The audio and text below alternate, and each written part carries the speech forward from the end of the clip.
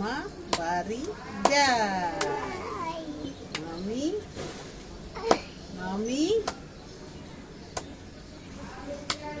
মামি দিল মামি দিল দুধ ভাত।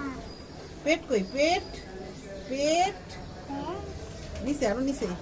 পেট ভরে খাই। কেমনে খাই? মুখে দিয়ে দেখো। খাই খাই।